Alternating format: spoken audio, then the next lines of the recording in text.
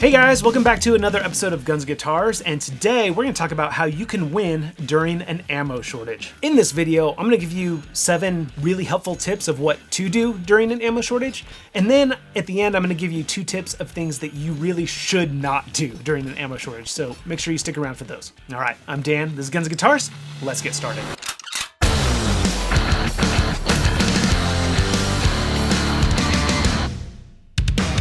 Now, unlike most YouTube firearms influencers, I don't get any ammo sponsorships or brand deals or anything like that. So during an ammo shortage, if I want to keep making firearms related content, I have to find my own ammo. So I've gotten really good at this. So hopefully some of these tips are helpful for you guys. I was going to wait until we were actually in an ammo shortage to teach you guys these tips, but given our current political climate, I thought maybe making this video now might be more helpful so that some of you guys can maybe get a leg up on it before we run into an ammo shortage. Now, I did mention politics, but I don't intend this to be a political video at all. I'm not going to tell you who to vote for.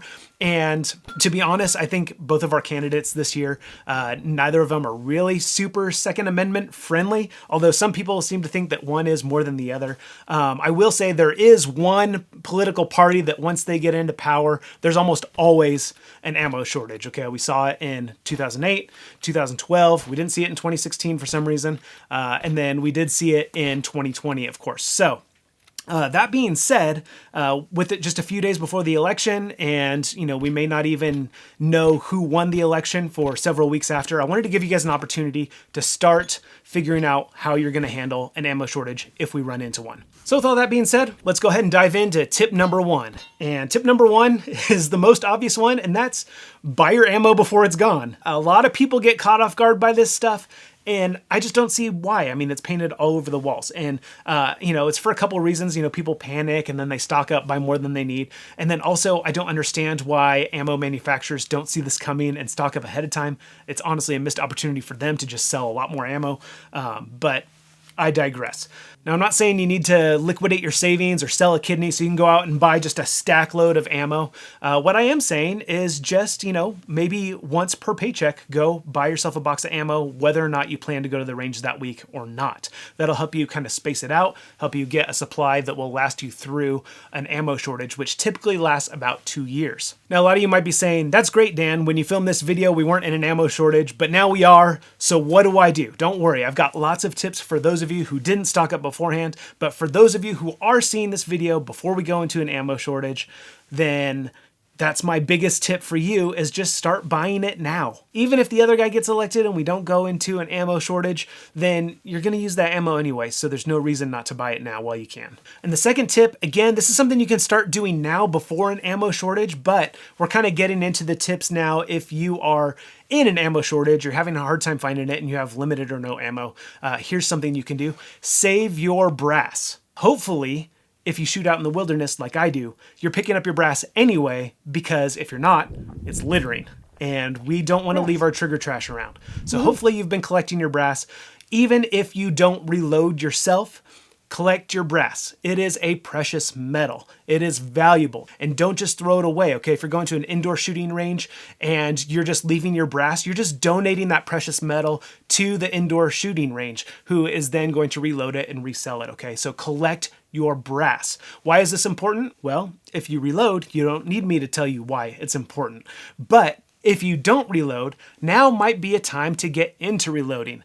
Because as soon as the ammo leaves the shelves, shortly after, the ammo reloading equipment leaves the shelves. If that stuff is still available, if you can still get bullets and primers, as you're shooting off that whatever ammo you have, you can collect your brass, reload it for the next time you go to the range. Now, this is important also if you don't reload, or if you're watching this video and all the reloading equipment is now gone. Usually it's the primers that go, because those are just really easy for people to doomsday prep, stock up on. But what I will say is, even if you don't reload, you can probably find somebody that does, and you can probably make trades with them. If it's a good friend, maybe you can trade a service that you offer, like auto mechanic work or something, in exchange for them reloading your ammo for you, assuming you cover the cost of the bullets and the primers and things like that. But if they're not that good of a friend, I've done this before. I found someone who is, slightly more than just an acquaintance, and I just traded them 100 rounds of brass for 10 rounds of reloaded ammo. Now, it's not really a fair trade, but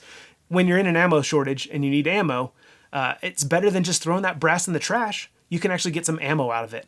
Plus, there's online companies like 2A Warehouse. And again, I don't get any ammo sponsorships, but 2A Warehouse is a place online that I buy ammo because they make really high quality remanufactured ammo that looks and functions like new factory ammo.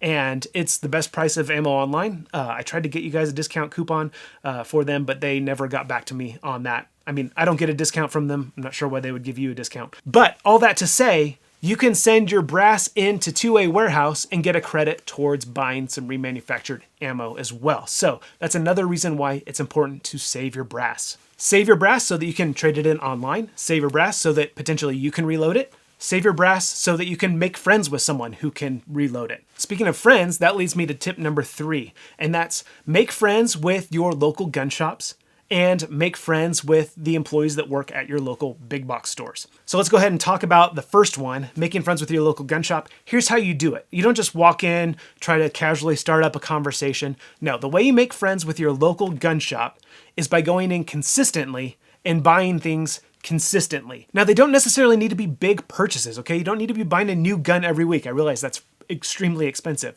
But there are other things that you can buy while you're waiting for ammo to come back in stock that are inexpensive. You can buy a magazine. You can buy a pack of paper targets. You can buy a holster. You can buy a gun belt. But by making those little purchases, you're going in every week, they are recognizing your face, and they are associating your face with someone who likes to buy stuff at their store. This has worked out really well for me in the past. I have a couple local shops that I frequent on a regular basis. What you really don't want to be is the guy that walks in, sees that there's no ammo on the shelves, turns around and walks back out.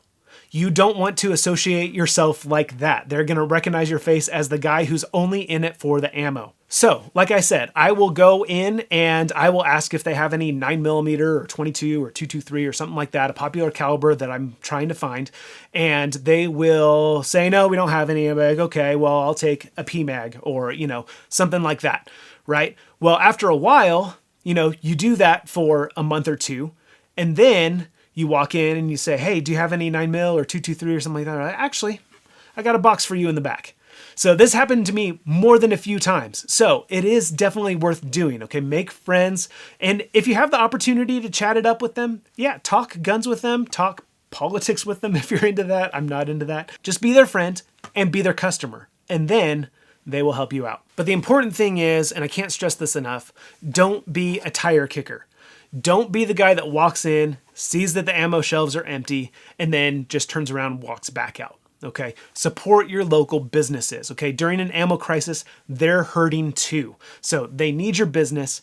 Make friends with them. I know it's tempting. You can save a few bucks by buying your holster on Amazon, but I tell you that extra few bucks will go a long way in getting you more ammo down the road. Now, how does this work for the big box stores? Well, let me tell you that the big box stores, this isn't going to work nearly as well, okay? You're not guaranteed to see the same employees every time you walk in, and they're serving so many customers that they probably just won't recognize you unless you're really buying a lot of stuff all the time. And so why is it beneficial to make friends with the people at the big box stores? Well, the people at the big box stores, they have contracts with ammunition suppliers where they get deliveries on a regular basis. And so what you need to do is try to figure out what day their ammo delivery day is. And most of the time, big box stores they're just in the business of making money. So they're not hoarding it for special customers. They want to sell it. And so they will tell you typically what day your ammo delivery is. And so I've learned some of the big box store delivery days around in my area. And I know that I can go there and I can get my 2-box limit, and I can bring my wife or my friend or someone that's over the age of 18 or 21, depending on your state, and you can get their 2-box limit as well. And so you can kind of slowly start building up based on the different big box stores' ammunition delivery dates. You can start kind of building your supply back up. Okay, so now we might be like a whole year into an ammo shortage, and everyone else has already made friends with the local shops, and everybody else has already learned the ammo delivery days, or maybe the ammo delivery day is on a day that you can't make it because you work or you're out of town or whatever else. So then what do you do? How do you get ammo? Well, I remember in 2020, every time I walked into both a big box store and a local store, there was almost always a box of 350 Legend on the shelf. I don't know why. I don't know what it was about 350 Legend, but people just weren't buying it. Okay, even in the thick, even when the shelves were completely bare, you couldn't even get 12 gauge, 20 gauge, nothing like that, there was 350 Legend. And so I heavily considered building an AR platform around 350 Legend just for that reason. Just so that I could keep making firearms content and just so that I could know that I could get ammo during a shortage. So that would be tip number 4, is maybe it's time to invest in a less popular caliber, one that's going to come back a lot sooner, okay? 350 Legend, for some reason, I saw come back. I saw 450 Bushmaster come back. So some of those less popular hunting calibers tend to come back. 308 and 30-06, those were kind of the first popular calibers to come back. I realize these are more expensive calibers, so you won't be able to shoot as much, but you still will be able to shoot. And I think most of you, it's just a security thing. You just want to know that you can get ammo, or you want to know that you have enough to hunt in an emergency or something like that. So yeah, that would be tip number 4, is just invest in a less popular caliber that's going to come back sooner than 22, 9mm, 223, 7.62 by 39, etc. Okay, tip number 5, we're actually going to take a hard left turn, and we're not going to talk so much about firearms and ammo, but instead we're going to talk about BB guns. Okay, don't check out or leave this video just yet. Hear me out. Up until now, you probably thought that this was a real Sig Sauer P365. It is not. This is a BB training pistol. It is modeled after a Sig Sauer P365, which was my daily, everyday carry for a while. I invested in this little sucker because I wanted to keep training with my EDC gun during an ammo shortage. I had some, but I didn't have enough to train as much as I wanted to. Now this gun is a blowback style BB gun. It has all the controls in the familiar spots, like the slide release, the safety. You can even practice magazine drops and reloads. It has the exact same sights. This is a fantastic training tool and a whole lot of fun. You can mount any of your accessories that you would normally be mounting on your P365. It fits in all your P365 holsters. You can practice all the things you need to do, like quick draws and double taps and magazine reloads, you know, tapping racks, okay? All the controls are where they need to be, and it's an excellent training tool. I'm telling you this because most popular firearms have a blowback BB gun version that you can buy for training. And so I actually don't even carry a P365 anymore. In fact, I don't even have it anymore. I sold it because I have a new Canik Elite SF that I really like and shoot a lot better than this gun. That, for example, all of the Canik TP9 series, they're kind of modeled after the Walther P99, I think. And you can get a blowback version of a Walther P99. 1911s, Glocks, all the popular handgun models you can get BB versions of. There's also the Sig Veritas, which is a 22 caliber PCP. That's a pneumatic charged piston, I think. It's an air gun, but it's modeled after an AR-15, and it's a really good training tool as well. Now, there are going to be a lot of people out there who are like, oh, training with a BB gun's not like training with the real thing. And truth be told, it's really not. But that doesn't mean that it's not helpful or that it's not a whole lot of fun. In fact, I've actually been thinking of starting a new segment on my channel called Air Guns and Air Guitars, where we review air guns just because they're so much fun and they're really valuable for training. So actually let me know in the comments if you'd like to see air guns and air guitars. If not, I totally understand. Tell me that too. All right, let's move on to tip number 6. And this is my super hyper secret, super secretive tip that nobody else is going to tell you about. And this super hyper secret tip is that even when the ammo shelves are empty, the ammo is not gone. Let me say that again. Just because the shelves are empty doesn't mean your gun shop doesn't have ammo. They have ammo. Okay, gun shops can't sell a gun without ammo. Just the same way you can't go to a dealership and buy a car with an empty gas tank. You can't buy a printer with no ink. Okay, they save ammo in the back for people that buy guns. There will always be at least a couple boxes of ammo for every gun that they have for sale in the store because they need to give the person buying the gun the option to buy the ammo with it. Why is this helpful? During a panic buy, the guns go first and then the ammo, right? Well, then the guns come back in stock once people fear that they can't buy ammo for them. And then we oftentimes see the best deals on guns that we will see all year long because people are not buying guns when they think they can't get ammo. So you can get guns at really good prices during an ammo shortage. And a trick that I like to do when I walk into a gun shop, for example, this is a Maverick 88 Security. I bought this in 2020 during the ammo shortage because I walked into a Sportsman's Warehouse and they had this gun for $198. It wasn't even on sale. It was just their everyday price at the time. I knew that was a good price for this gun. Did I need another pump action 12 gauge? No. But I know that this is a great gun, and I knew that I could at least turn around and sell it for that later if I decided not to keep it.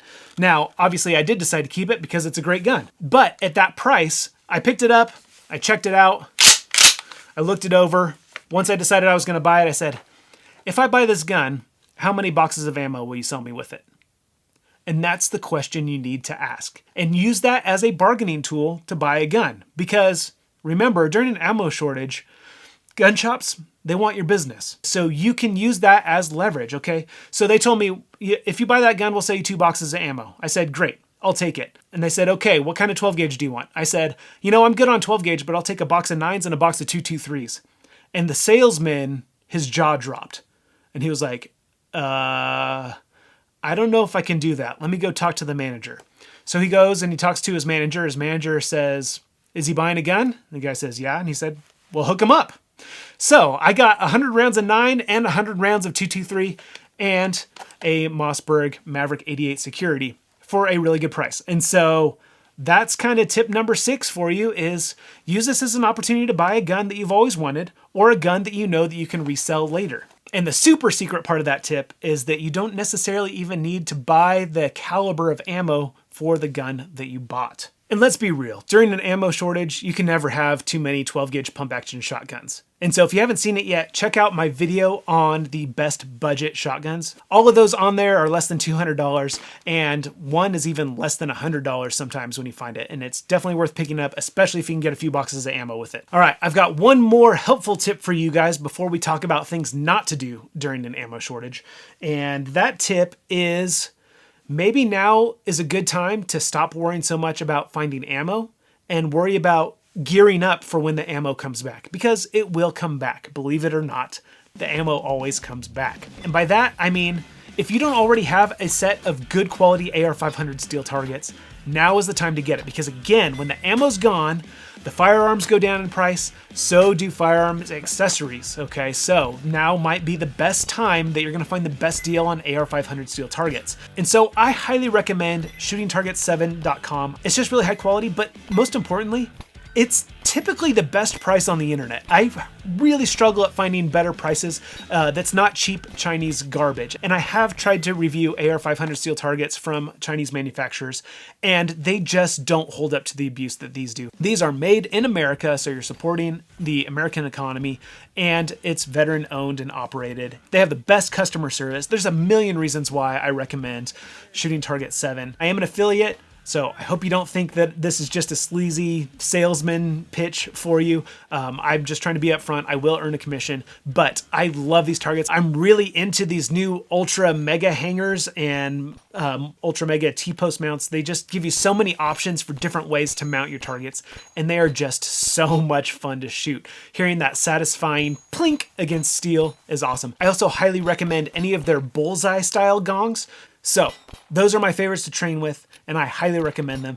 There's a special coupon code down in the description, as well as my affiliate link. Okay, let's talk about the unhelpful things now. Okay, the first thing that I highly recommend you don't do is don't panic buy. If you panic buy, then you're part of the problem, not the solution. And by panic buy, I mean don't overbuy. Okay, the average person only shoots between 200 to 500 rounds per year, and I think probably for most people it's actually quite a bit less than that.